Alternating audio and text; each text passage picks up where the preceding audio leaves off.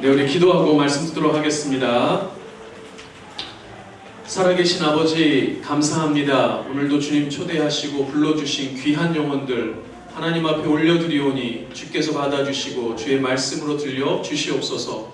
하나님께서 통치하여 주시는, 임재하여 주시고 함께하여 주시는 시간 되길 간절히 소원하옵고, 참으로 부족하고 죄 많은 종서 싸우니 종의 죄와 허물 다 가리시고 살아계신 아버지의 영광만 드러낼 수 있도록 인도하여 주시옵소서. 감사드리며 존귀하신 예수님의 이름으로 기도드립니다. 네.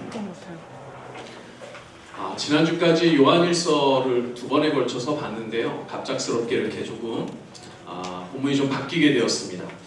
요한일서를 통해서 하나님께서 여러분들을 사랑하시고 계신다는 사실, 사랑하신다는 사실을 기억하셨으면 좋겠고요. 또 우리가 하나님께 사랑을 받는다는 것, 우리가 또 하나님을 사랑한다는 것, 곧 이웃을 사랑한다는 것으로 그런 삶으로 이어져야 한다는 사실을 여러분들이 다시 한번 기억했으면 좋겠습니다. 그런 의미에서 좌우 양옆으로 사랑합니다, 축복합니다, 우리 인사하겠습니다.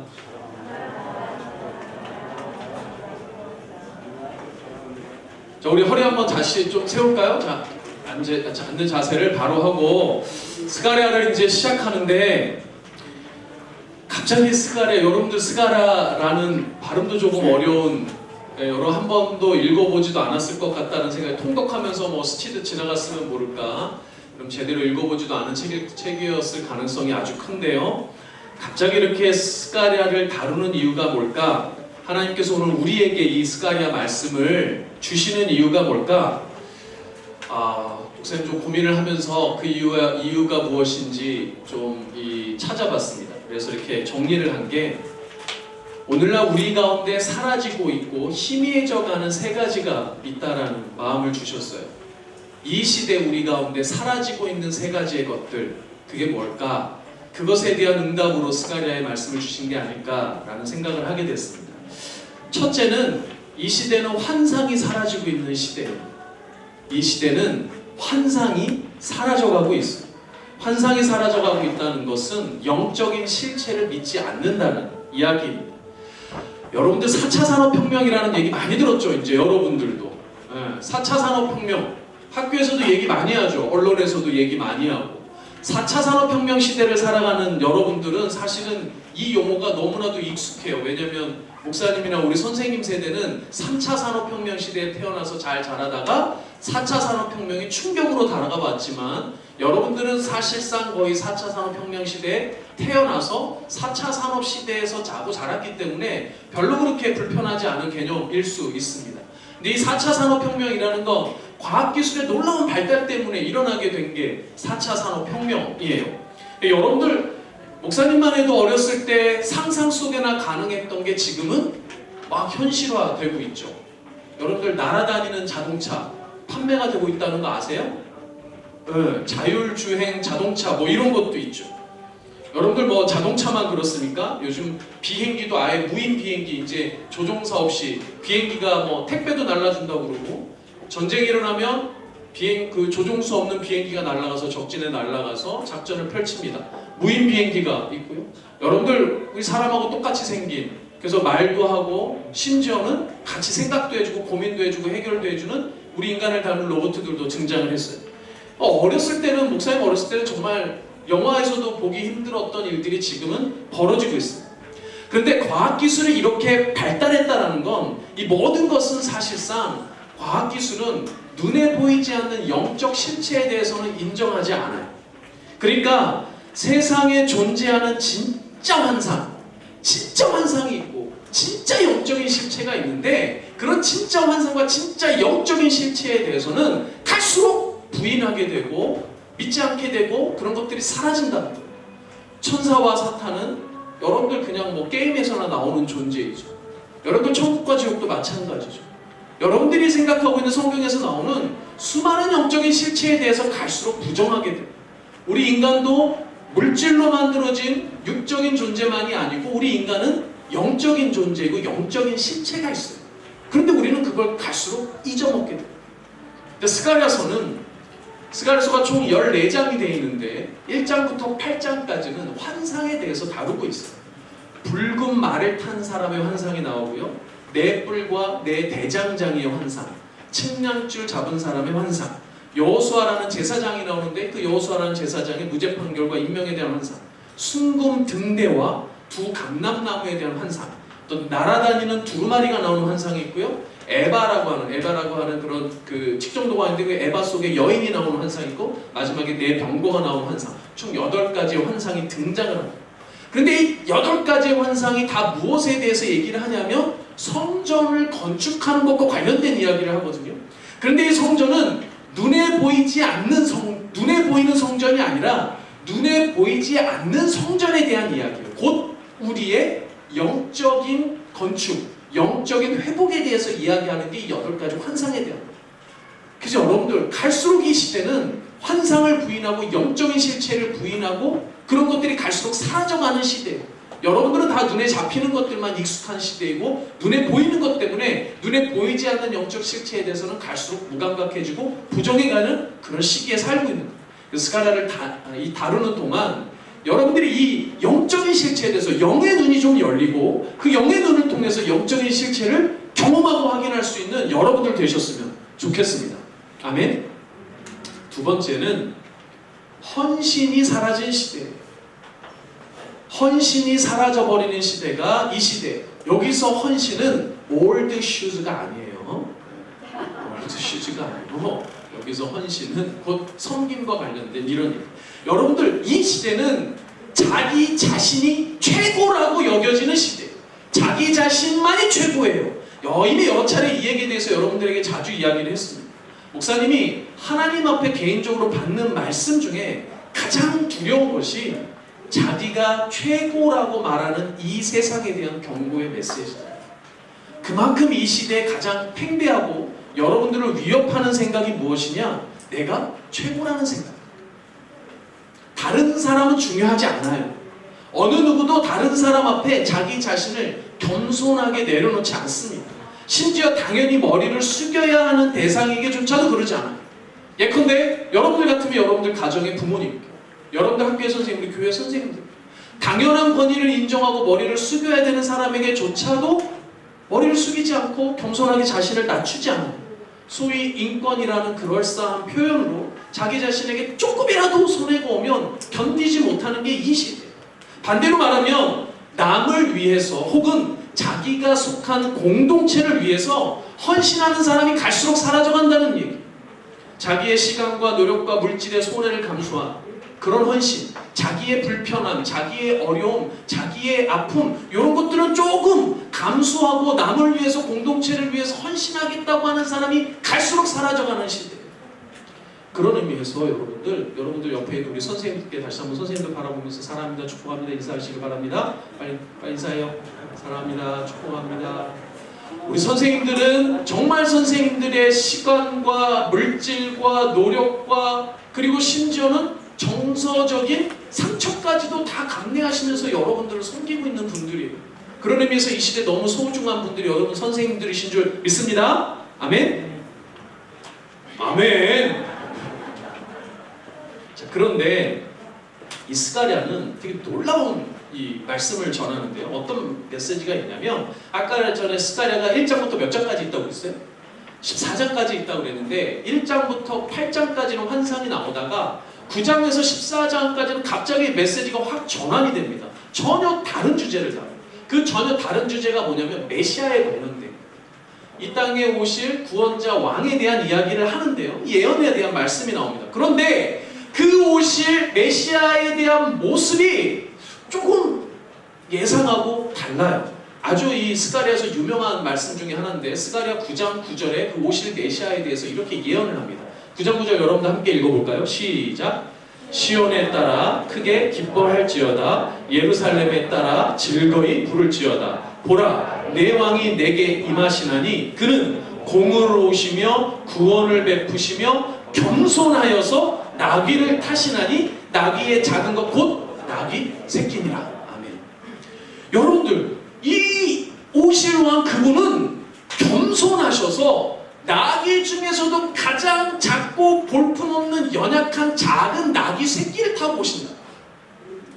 구원자 메시아의 모습이라고 생각하기에는 조금 의외죠. 조금 의외입니다. 이런 모습으로 나타나시다니 사실 좀 표현이 그렇지만 좀 형편없이 나타나요. 여러분들 스가랴서는요, 멸망해버린 남유다 백성이 바벨론에서 70년 동안 포로 생활을 하다가 이제 예루살렘으로 귀환을 해서 예루살렘에 다시 돌아온 귀한 포로 귀한 백성들의 그 역사적인 배경을 담고 있는 책이에요. 그런데 당시 예루살렘에 돌아온 유다 백성은 사실은 성전도 다시 건축하고 영광스러운 예루살렘의 모든 그런 왕국의 모습을 다시 되돌릴 수 있을 거라는 그런 기대감으로 돌아왔어요. 그런데 현실이 그렇지가 않아요. 막상 돌아와서 보니 성전 건축도 생각보다 쉽지 않고 예루살렘도 완전히 폐허가 돼서 이들의 삶은 실질적으로 그렇게 자기들이 꿈꾸고 기대했던 것과는 달랐어요. 먹고 사는 것도 사실은 힘들었어요. 풍요롭지가 않았단 말이에요. 그런데 정말 힘들었던 건 뭐냐? 바벨론에서 포로 생활이 끝나고 이제 돌아와서 오케이 우리는 이제 자유롭게 된 줄 알았는데 그게 아니고 오히려 더 강력한 페르시아, 그때는 성경에는 여러분들 메데바사라고 되어 있는데 페르시아라는 더 강대국의 영향과 지배 아래 놓여 있게 되었어요. 그러니까 완전한 독립과 완전한 자유를 누리지 못하는 거예요. 여전한 억압과 여전한 간섭과 또 동족 안에서의 서로의 어떤 많은 이해 다툼 때문에 사실은 돌아와서 보니 생각보다 그렇게 좋은 환경이 아니었어요.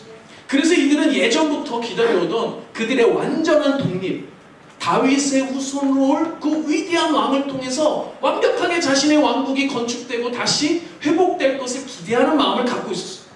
그래서 스가랴는 바로 그 기대하고 있었던 메시아에 대한, 바로 그 구원하실 왕에 대한 메시지를 9장에서 14장까지 예언으로 보여주는데, 그런데 이상한 거예요. 역설적이게도 그 메시아는 강하고 위풍당당한 그런 메시아, 혹은 위험 있는 그런 왕이나 개선장군의 모습으로 온 게 아니고 겸손하여서 자기를 낮추다 못해 볼품없고 형편없는 작은 아기 새끼 타고 혼자 이렇게 들어오는 모습이란 거예요. 그런데 놀랍게도 그 메시아의 헌신으로 본질적인 회복이 이루어졌다는 게 이 스가랴의 메시지란 말이에요. 그래서 여러분들, 그 메시아의 헌신과 그와 같은 섬김이 사라져버리면 이런 회복도 있을 수 없다는 거예요. 여러분들도 알고 있는 메시아는 바로 예수 그리스도예요. 우리가 스가랴를 함께 묵상하면서 사실은 이 오실 메시아의 헌신에 대해서, 그 섬김에 대해서 다시 한번 그 예수 그리스도에 대해서 여러분들이 확신하는 시간이 되었으면 좋겠어요. 헌신이 사라져버린 이 시대에 그 누구보다도 예수가 필요하고, 예수님께서 우리에게 주신 큰 의미 중에 하나는 그 오실 메시아가 그분의 낮추심으로, 헌신으로, 섬김으로 우리를 구원하셨다는 것. 그 구원의 축복을 누리시는 여러분들 되시길 소망합니다. 아멘. 자, 세 번째는 이 시대는 회개가 사라진 시대예요. 회개는 이 여러분들 방금 앞서서 말씀드린 헌신이라는 것과 정확하게 맞물려 있습니다. 다른 사람에 대한 헌신이 없다는 것은 스스로에 대한 죄의 회개가 없다는 거예요. 죄는 언제나 다른 사람과의 관계 속에서 찾아질 수 있습니다. 자, 죄는 어디에서 정의된다고요? 다른 사람과의 관계에서만 죄라는 게 성립할 수 있어요. 최초의 죄는 하나님과의 관계가 깨어진 것에서 시작됐다고 했죠. 하나님과의 관계가 없었다면 죄라는 건 있지도 않았어요. 언제나 죄는 다른 사람과의 관계가 전제가 되어야 죄라는 게 성립이 돼요. 그러니까 하나님과의 관계가 망가진 것에서 발생한 죄가 결국 사람 사이의 관계도 망가지게 하는 죄로 확장돼요. 즉, 죄는 다른 사람에게 무엇인가 손해를 주거나 아픔을 주거나 괴로움을 주거나 근심을 주거나 어려움을 주는 게 죄의 한 모습이 되는 겁니다. 그런데 다른 사람에 대한 헌신이 없다는 건 곧 자기 자신의 죄에 대한 회개가 없다는 것으로 그대로 연결된다. 나보다 남을 더 낮게 여기고 또 귀하게 여겨야 하는데 그렇지를 않다는 겁니다. 그러니 회개가 없어요. 남을 때리고도 회개가 없고, 남을 죽여도 회개가 없어요. 심지어는 자기 부모를 죽여도 회개가 없고, 자기 자녀를 죽여도 회개가 없는 게 이 시대 아니에요? 여러분들 지난주에도 너무나도 끔찍한 사건이 여러분들 보도되지 않았어요? 자기 자녀를 죽여도 전혀 죄책감이 없어요. 자기 부모를 죽여도 죄책감이 없다. 회개가 사라져버린 시대. 왜? 내가 최고니까. 내가 좋으면 상황만 받쳐주면 그 누구에게든지 갑질을 하고 싶은 게 갑질을 해도 된다는 게 아니 갑질해야 한다고 얘기하는 시대가 바로 이 시대가 되어버렸어요. 스가랴는 바로 그 회개에 대해서 이야기를 하고 있는 거예요. 하나님 앞에 회개해야 가장 먼저 망가진 그 관계에 대한 회개가 있어야 이 시대가 회복할 수 있다는 거예요. 다른 모든 것들이 해결될 수 있다. 그런데 바로 이 회개가 사라진 시대, 이 회개가 사라져버린 세대, 그것이 바로 우리 주 안에 사랑하는 여러분. 사실 이 스가랴서는 갑자기 떨어졌어요. 저에게 개인적으로 요한일서 열심히 준비하고 코로나 사태 이후에 지금 온 교회가 이 스가랴서에 집중을 하고 있습니다. 그리고 그 스가랴서에 회자되는 모든 얘기 중에 단연코 키워드를 하나 꼽으라 그러면 그 키워드는 뭐예요? 회복입니다. 회복. 회복이라는 단어가 단연코 제가 생각하기에는 지금 1등 키워드로 올라와 있어요. 그런데 여러분, 회개 없는 회복은 없습니다. 단연코 회개 없는 회복은 있을 수가 없어요. 그래서 여러분들 회복을 아무리 갈망하고 아무리 좋아지길 갈망하고 부흥하기를 갈망하고 여러분들 삶이 풍요롭기를 갈망해도 회개 없으면 절대로 회복은 있을 수 없어요. 회복하고 싶으세요? 여러분들 정말 살아나고 싶습니까? 정말 여러분들 구원 얻은 삶에 하나님의 자녀로서 이 땅 가운데 살아가고 싶어요? 그런 방법은 딱 하나입니다. 회개하는 것. 먼저 주님 앞에 회개하는 것이 여러분들의 삶이 살아나고 회복하고 다시 한번 하나님의 자녀로 이 땅 가운데 제자답게 하나님의 자녀답게 살 수 있는 유일한 것이며 가장 첫 번째 거라고. 그래서 간곡히 스가랴서를 다루는 동안 권면하기는 사랑하는 여러분들 모두가 하나님 앞에 참으로 회개해서 진정한 회복을 누리시는 여러분들 되시기를 소망합니다. 아멘. 오늘 너무 무거워요. 근데 조금 무거울 수밖에 없네요. 이 선지서가 다 무겁습니다. 그러나 희망의 메시지가 이제 나오려고 하니까 여러분들 조금 마음에 기대를 갖고 함께 들었으면 좋겠습니다. 그 회개에 대해서 가장 강력하게 선포하는 게 무엇인가? 우리 좀 더 긴장감을 갖고 이 회개에 대해서 고민을 해보도록 하겠습니다. 그 회개에 대한 오늘 본문이 그 회개에 대한 메시지부터 선포하고 있는데 여러분들 3절 다시 한번 보도록 하겠습니다. 3절 열어주시겠어요? 3절 다 같이 한 목소리 읽어보겠습니다. 시작! 그러므로 너는 그들에게 말하기를 만군의 여호와께서 이처럼 이르시되 너희는 내게로 돌아오라. 만군의 여호와의 말이니라. 그리하면 내가 너희에게로 돌아가리라. 만군의 여호와의 말이니라. 여기서 돌아오라는 말이 곧 회개하라는 말입니다. 여러분들 돌아오라는 이 히브리어는 슈브라는 단어는 오늘 뭐 담임 목사님 설교에서도 등장을 했는데 이 슈브라는 단어는 원래 히브리어 중에서도 회개라는 의미를 담고 있는 가장 빈번히 사용되는 표현이 이 슈브라는 히브리어예요. 그래서 돌아오라, 슈브하라 이 말은 물리적으로 그냥 돌아오라 이 개념이 아니고 회개하라라는 말이에요. 그래서 돌아오라라는 이 선포의 메시지는 사실 오늘 스가랴 선지자만 말한 것이 아닙니다. 이스라엘 역사상 수많은 선지자들과 수많은 리더들과 수많은 지도자들이 끊임없이 이스라엘 백성에게 돌아오라 회개하라고 외쳤어요. 스가랴보다 약 100여 년 정도 앞서 있었던 선지자인 예레미야는 예레미야 25장 5절 상반절에서 이렇게 이야기를 합니다. 띄워주세요. 저한테 맞춰서. 그가 이르시기를 너희는 각자의 악한 길과 악행을 버리고 돌아오라.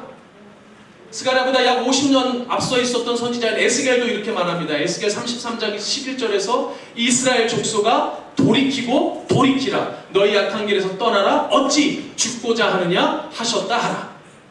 구약 성경에 이뿐만 아니라 수많은 선지자들이 이렇게 돌아오라고 회개를 촉구했다는 거예요. 그런데 이게 구약 성경에서만이나 그렇지 않아요. 신약 성경에서도 마찬가지입니다. 신약 성경에서도 동일한 회개의 메시지를 들을 수 있어요. 마태복음 3장 2절에 세례 요한을 통해서 하나님 이렇게 말씀하세요. 회개하라 천국이 가까이 왔느니라 하시니라. 예수 그리스도도 동일하게 우리에게 명령하십니다. 마가복음 1장 15절에 이르시되 때가 찼고 하나님의 나라가 가까이 왔으니 회개하고 복음을 믿으라 하시더라. 그러나 이스라엘 백성은 끝까지 회개하지 않았어요. 회개하고 복음을 믿으라 하셨던 예수님의 말씀조차도 듣지 않았어요. 그리고 그 복음의 메시지, 곧 회개하고 예수님을 믿으면 구원을 얻는다는 그 복음의 메시지조차도 이스라엘 백성은 받아들이지 않았습니다. 그리고 감사하게도 그 복음의 메시지는 이스라엘을 넘어 모든 이방 족속, 모든 열방에게 퍼져서 결국 우리도 그 복음의 소식을 듣게 됩니다. 그래서 이제는 누구든지 딱 한 가지만 하면 돼요. 예수 그리스도를 믿음으로 영접하기만 하면 그게 곧 회개하는 거예요. 그리고 그의 모든 삶에 모든 부정한 부분들을 주님 앞에 내어놓는 것으로 우리의 삶이 회복할 수 있게 됩니다. 그래서 회개하고 예수를 믿기만 하면 모두가 하나님 앞에 설 수 있게 됩니다. 그런 여러분들 되시기를 소망합니다. 이 어미한 하나님의 이 돌아오라는 메시지에 여러분들 반응하여 예수님께서 명하셨듯이 회개하고 내게로 돌아오라는 이 메시지에 여러분들 정말 여러분들의 심령과 여러분들의 악한 모든 길에서 떠나서 하나님 앞으로 돌아오시길 주님의 이름으로 축복합니다. 근데 목사님 이 말씀을 계속 묵상하면서 어떻게 설교를 끌어가야 될까 묵상하다가 갑자기 이런 생각이 들었어요. 왜 회개하라는 표현을 돌아가라, 돌아와라, 왜 회개하라는 표현을 돌아오라, 돌아가라 이런 표현을 썼을까? 그냥 죄를 회개하라 이렇게 하지 않고 왜 돌아가라, 하나님께 돌아가라, 이게 왜 그렇게 표현을 했을까? 여러분 앞에 얘기했듯이 죄는 관계의 문제라고 했습니다. 하나님과 깨어진 관계, 그것이 모든 죄의 근원이라고 했죠. 그래서 죄를 해결하는 것은 하나님과의 관계가, 깨어진 그 관계가 회복되면 그게 회개가 되는 거예요. 그런데 문제는 여기에 있습니다. 목사님 얘기를 하게 돼서 기대를 하고 들으시길 바랍니다. 죄송한 마음으로 목사님 개인적인 얘기를 좀 할 텐데요. 예전에 언젠가 얘기했던 것 같은데 목사님 군대 가기 전에 여자친구가 있었어요. 목사님 여자친구가 있었습니다. 여자친구로 멈췄어요. 군대에 있을 때 매일 들어갈 때부터 매일 한 통 이상 편지를 써줬어요. 그래서 그 목사님이 논산의 훈련소에 있었는데 논산 훈련소 우리 소대 중에 내가 편지를 제일 많이 받았어요. 정말 저를 좋아해주던 여자친구. 그런 의심의 눈초리로 나를 쳐다보지 마라. 진실이에요. 네, 정말 좋아해주는 여자친구인데 상병이 되고, 상병이 짝대기 3개가 이렇게 상병이거든요. 상병이 돼가지고 휴가를 나가서 여자친구 잘 만나고 데이트도 잘하고 이렇게 들어왔어요. 근데 상병 휴가를 마치고 돌아왔는데 어느 순간부터 편지가 뜸해지는 거예요. 이게 매일 오던 편지가 뭐 일주일에 한 통, 한 달 한 통 이렇게 보내버리는 거예요. 점점 목사님 마음이 어떻게 됐어요? 군대 안에서 별 생각이 다 나더라고요. 몹시 힘들었습니다. 내가 뭘 잘못했지? 이유가 뭘까 도대체? 여러 가지 이유를 막 추측하게 됐어요. 이걸까 저걸까 연락이 안 되고 이러니까요. 여러분들 군대에서 여친과의 관계를 유지할 수 있는 유일한 방법은 편지였어요. 목사님이 있었던 부대는 공중전화도 없었거든요, 심지어. 그래서 끙끙 앓다가 중대장에게 이제 도저히 안 되겠습니다. 보호관심사병이 되고 중대장한테 저 휴가 갈게요. 여자친구가 꽁무시 거꾸로 씌는 것 같아요. 그리고 휴가를 나갔어요. 휴가를 나가자마자 뭐를 했겠습니까? 열심히 여자친구 집으로 막 달려가고 전화를 하고 전화도 안 받고요. 집에서 문을 두드려도 안 나와요. 여러분, 목사님이 그렇게 간절하게 돌아가서 문 두들기고 연락하고 해도 상대방이 기다려주지 않으니까 아무런 소용이 없어요. 내가 돌아가도 상대방이 나를 기다려주지 않고 상대방이 나를 기억해주지 않으면 아무런 소용이 없다는 거예요. 여러분들, 만약 내가 죄를 깨닫고 회개하고 돌아간다고 한들 상대방이 기다려주지 않으면 어떨까요? 아무런 소용이 없어요. 진짜 문제는 여기에 있습니다. 내가 아무리 돌아가고 싶어도 상대방이 기다려주지 않고 기억해주지 않으면 아무런 소용이 없다는 거예요. 누가복음 15장에 유명한 탕자의 비유가 있습니다. 이 새끼라고 할 뻔했어요? 욕 안 했습니다. 탕자, 나쁜 짓을 하고 집을 나갔는데 그 나쁜 녀석이 다시 집으로 돌아올 수 있는 이유가 뭐예요? 어떻게 다시 집에 돌아올 수 있었어요? 집에 돌아와도 어떻게 환영받을 수 있었어요? 어떻게 회복할 수 있었어요? 누가? 그 아버지가 그 못된 탕자를 여전히도 기다리고 있었기 때문 아니에요? 여전히도 그 아들을 기억하고 있었기 때문 아니에요? 여러분, 우리가 돌아갈 수 있는 근거가 뭐예요? 우리가 돌아갈 수 있는 이유가 뭡니까? 그건 하나님이 기다리시기 때문이에요. 그건 하나님이 여전히 우리를 기억하고 있으시기 때문입니다. 환상도 사라져버리고 헌신도 사라져버리고 회개가 사라져버렸다는 건 결국 이 시대에 하나님이 사라졌다는 거예요. 여러분들이 믿어야 할 대상인 하나님조차도 사라져가고 있는 시대가 바로 이 시대입니다. 하나님을 더 이상 기억하지 못하는 시대가 바로 이 시대랍니다. 우리가 기억하지 못하는데 우리가 어떻게 돌아갈 수가 있어요? 우리조차도 기억 못하는데 어떻게 돌아갈 수 있는 근거가 어디가 있고 돌아갈 수 있는 이유가 어디에 있어요? 그거는 딱 하나예요. 그건 하나님께서 우리를 기다리시기 때문입니다. 하나님께서 여전히 우리를 기억하고 계시기 때문입니다. 내가 태초부터 너를 작정해서 내 자녀 삼아주시겠다고 하신 그 놀라운 언약의 말씀, 언약의 백성, 언약의 자녀인 여러분들을 기억하시고 기다리시고 있기 때문에 우리는 돌아갈 수 있는 겁니다.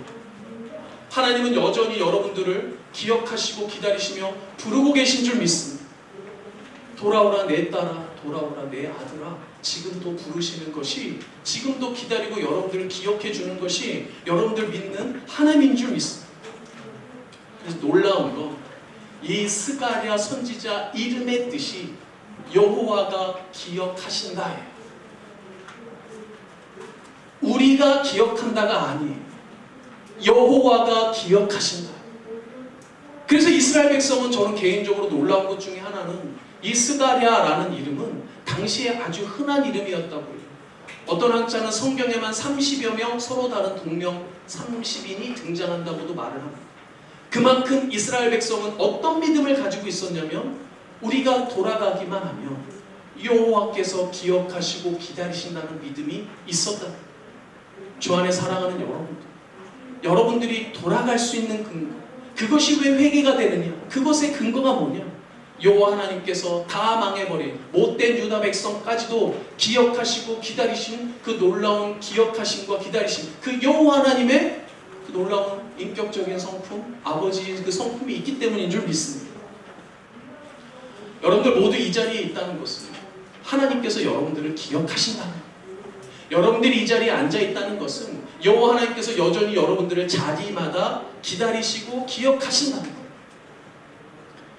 목사님은 매일 아침, 주일 아침마다 어떤 이 모든 예배실이 열리기 이전에 제일 아침에 와서 교육자 기도하고 여기 부서실에 와서 여러분들을 기다리며 기도하고 교육자실로 올라갑니다. 목사님이 기도할 때마다 간구하는 건 하나님, 제가 이렇게 기도하는 것처럼 하나님께서 우리 아이들, 우리 사랑하는 가이충도 친구들 기다리시고 기억하시는 줄 믿습니다. 이 아이들 꼭 받아주시고 이 아이들 하나님의 백성 삼아 주시옵소서 라는 기도를 하고 항상 올라가요. 근데 목사님의 그 기도보다 하나님께서 정말 여러분들을 이 자리에서 기억하고 계신 줄 믿습니다. 여러분들 반드시 그 하나님께 돌아오시는 여러분들 됐으면 좋겠어요. 나는 매번 잊어버리고, 나는 매번 부정하고, 나는 매번 외면하고 깨닫지도 못하는데 하나님께서 우리를 기억하시고 기다리신다는 것이 얼마나 큰 은혜인지 몰라요. 이 자리에서 다시 예배드릴 수 있게 하신다는 게 얼마나 큰 은혜인지 몰라요. 목사님은 개인적으로 이게 가장 큰 은혜입니다. 사랑하는 여러분들, 인생은요 절대로 두 길을 동시에 갈 수 없습니다. 한 사람의 인생은 오직 한 길밖에 갈 수가 없어요. 목사님은 개인적으로 하나님이 원하지 않는 길에 가고 있던 저를 돌이키셔서 하나님이 원하시는 선한 길로 나를 세우셨다는 게 너무너무 감사합니다. 주 안에 사랑하는 여러분들 동일하게 여러분들이 그 은혜를 누렸으면 좋겠어요.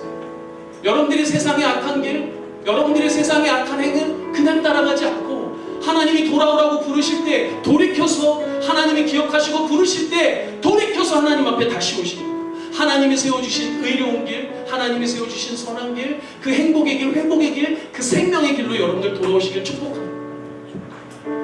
여전히 하나님의 그 영적 실체와 환상도 믿지 않고 헌신하려고도 하지 않고 회개하지도 않았다면, 그런데 그렇게 했는데도 불구하고 하나님께서 기다리시지도 기억하시지도 나를 몰라주신다면 세상에 그것만큼 힘든 일이, 아니 그것만큼 절망스러운 일이 어디에 있습니까? 감사하게도 성경의 모든 선지자, 모든 선지서, 우리 스가랴서는 예언서, 소선지서 중에 하나일 뿐입니다. 그런데 모든 선지서를 읽어보면 너무 무서운 얘기가 많아요. 오늘 목사님이 무거운 마음으로 섰는데 그 이유는 선지서는 다 심판을 이야기합니다. 다 멸망을 이야기해요. 사실 안타깝게도 되돌아온 이스라엘 남유다 백성들도 결국은 그들의 인생과 그들의 회복된 그 예루살렘이 온전하지 않았습니다. 400년이나 더 고통을 겪어요. 그리고 여러분들 알고 있는 예수님이 다시 오시고 나서도 그들은 여전히도 그곳에 방황하고 있습니다. 근데 사랑하는 여러분들, 저는 여러분들은 절대로 그런 이스라엘 백성과 같이, 유다 백성과 같이 스가랴라는 이름만 그렇게 하고 기억하지 않는 그 하나님을 믿지 않는 여러분들 안 되었으면 좋겠어요. 근데 선지서는요, 모든 선지자가 결국은 무엇에 대해서 이야기를 하느냐? 회복에 대해서 이야기를 합니다. 기독교는요, 회복을 약속하는 유일한 종교입니다. 예수님은 승리하신 구세주세요. 우리는 반드시 이길 겁니다. 이 믿음과 이 소망이 여러분들에게 있었으면 좋겠어요. 그래서 목사님은요, 이 스가랴서가 어렵기는 해요. 지난주 중에 너무 힘들었어요. 이거 도대체 어떻게 해야 되나. 그러나 어렵지만 이 강의가 기대가 됩니다. 특별히 사랑하는 여러분들과 함께하기 때문에 정말로 진심으로 기대가 됩니다. 몇 주를 계속 하게 될지 모르지만 그리고 조금 쉽지 않은 책이고 여러분들도 사실 쉽지 않을 수 있어요. 졸리고 힘들고 무슨 소리인지 못 알아들을 수도 있을 것 같아요. 그런데 여러분들 매주 올 때마다 결국 회복시키시고 결국 여러분들을 품에 안아주실 그 하나님 여러분들도 기대하고 기억하면서 매주 이 자리에 오셨으면 좋겠습니다. 아멘. 그런 여러분들 되시길, 우리 모두가 되기를 주님의 이름으로 축복합니다. 우리 이 시간 찬양할 텐데